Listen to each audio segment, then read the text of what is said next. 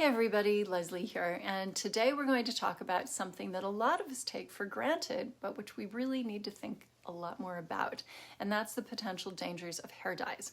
Believe it or not, about 75% of women and 10% of men in Europe and the US color their hair.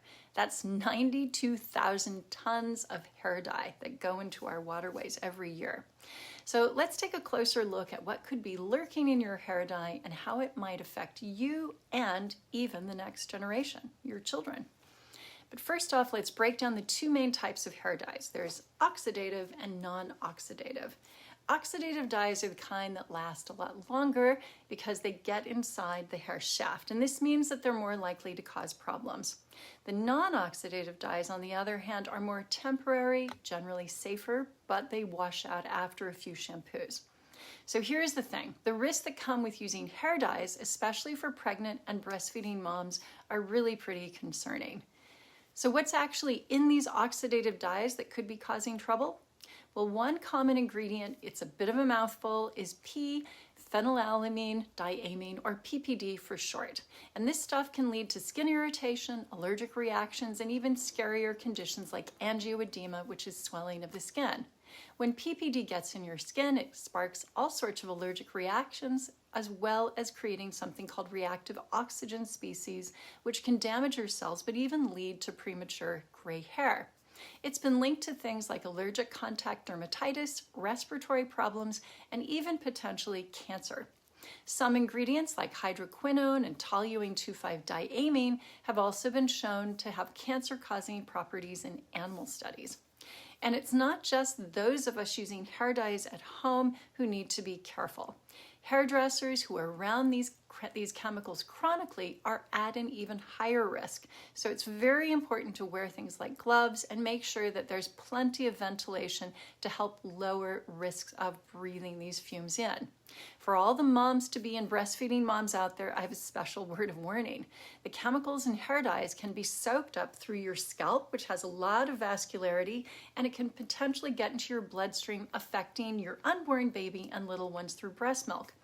Studies have shown that PPD that gets into your skin can turn into substances that travel through your bloodstream, and this means there's a chance that these chemicals make their way to your growing baby, as well as mentioned above, into your breast milk. So while we don't have a ton of definitive studies on exactly hair dye exposure during pregnancy and breastfeeding affects babies, the possibility of harm is definitely there. Infants are especially vulnerable to toxic exposure because their tiny bodies are still developing. So it's super important for expectant and new moms to limit their exposure to potentially harmful substances as much as possible. With all these potential risks in mind, it's crucial to look into safer options as well as safer habits. And here are a few tips to help keep you and your little ones safe. So first off, no brainer, go for the non-oxidative dyes or plant-based alternatives that have fewer harsh chemicals. Skip the hair dye during pregnancy, especially during the first trimester when your baby is developing the most. If you absolutely must dye your hair, always wear gloves. Make sure you're in a well-ventilated area to avoid breathing in fumes. Always do a patch test first to check for any allergic reactions. Think about getting highlights or streaks instead, which puts less dye on your scalp, so less chance of it getting into your bloodstream. Finally, consider using a natural hair dye like henna for a gentler option. And then we need to look at safe hair dyeing habits too. So first off, no-brainer as well, always read the label carefully. Then use a brush or applicator to put the dye on your hair as opposed to getting it on your scalp. Next, rinse your hair really well to get rid of any excess dye. Then keep all hair dyes and chemical products out of the reach of children just to prevent any accidents. At the end of the day, being informed and taking precautions can help you maintain healthy hair, which has its own special glow without putting your health or that of your family at risk.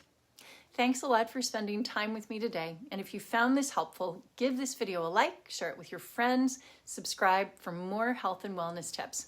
Until next time, stay safe and take care.